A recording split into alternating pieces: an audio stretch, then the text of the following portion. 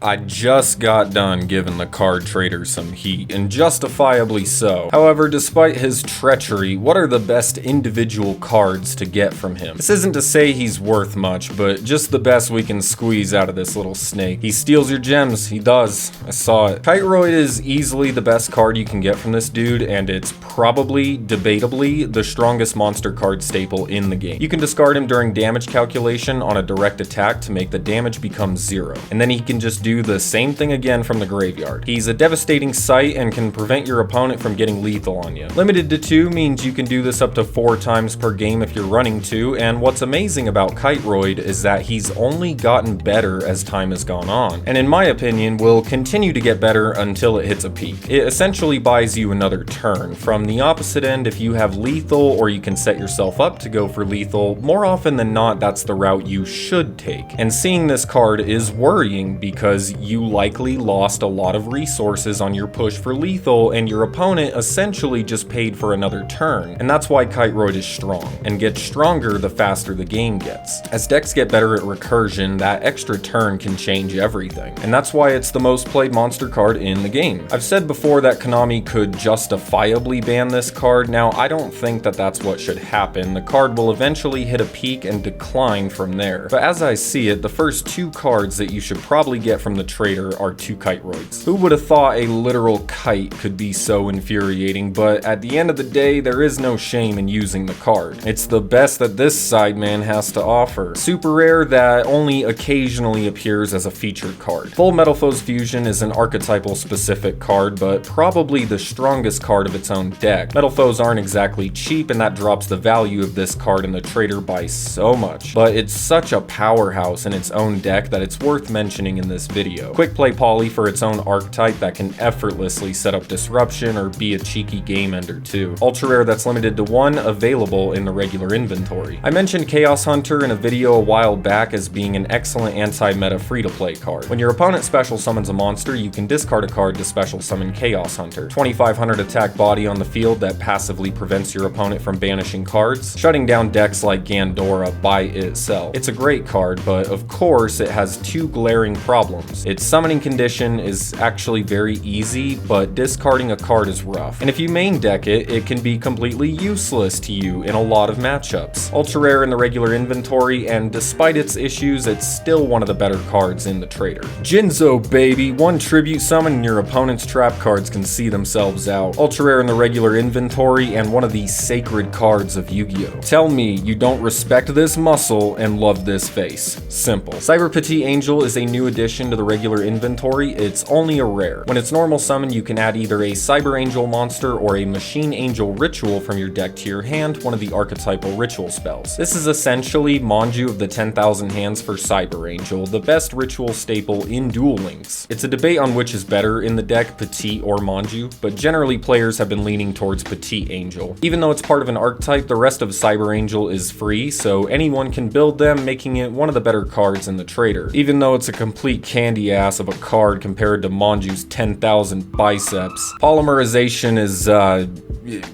polymerization. The Anaful Princess or whatever is an excellent tasting combo starter for fish and water shit. Now when it's normal summoned or special summoned, you can banish itself to special summon 1 level 4 lower fish monster from your deck except another copy of itself, and has a hard once per turn as some extra insurance on that effect. It has no stats, so it really just is a starter or extender depending on the situations. One of its best targets is Buzzsaw Shark, a card that can essentially turn itself into a rank 4 effortlessly. But like Full Metal Foes Fusion, the fish decks it sees play in aren't free, not too expensive either, but also Crystron is where it sees play, and Crystron is one of the most expensive decks going. Super rare in the regular inventory. Delta the Magnet Warrior is quintessential in its own archetype. It gets special summoned by all the other magnets, and further thins the deck by sending more magnets to the graveyard when it is summoned itself. Magnets are a cheap deck, making Delta not as restricted as some of the other options, such as Miracle Fusion. Miracle Fusion can special summon any Elemental Hero Fusion monster so long as Neos is a material. What's nice is you can use materials materials from your hand field or graveyard, and it's the best way to summon the Neos Fusion monsters that need 2 Neospatians since Neos Fusion itself can't bring them out, such as Magma Neos, who is a sentient workout program. Damn! Red Eye's Black Dragon is kinda bad by itself, but of course functions nicely within its own deck. But once again, not a super cheap deck anymore because Fang with Chain exists. Ultra rare in the regular inventory and of the inferior artwork. Debunk is one of the closest spells and traps in the trader that could be described as a staple counter trap card, which means it can't be responded to. Negates a monster effect activated in the hand or graveyard and then banishes it. Pretty good, but like Chaos Hunter, can be completely useless sometimes and pales in comparison to other staples, but not a bad temporary staple while trying to get some. Super rare in the regular inventory. Spiritualism is a poor man's MST, but spell and trap removal is useful in any capacity. One of the better free-to-play staples is another super rare in the regular inventory. And Mage is an archetype that is almost entirely featured in the card trader, a deck that focuses on gaining life points and effects that proc or synergize with that mechanic. Not a competitive deck, but a completely free-to-play competent deck, rarities all over the place in the regular inventory and in the featured cards. Lastly, Obnoxious Celtic Guard is the best Yu-Gi-Oh card ever conceived, so that'll do it for this video. There's other good cards in the trader, few decent ones, but I mostly wanted to go over the most immediate cards that strike me as useful in one way or another. I could make a part 2 to this, but for the time being, these are my picks for the best cards to get out of this poor representation of human creation. I appreciate you guys watching, and I will see you in my next video.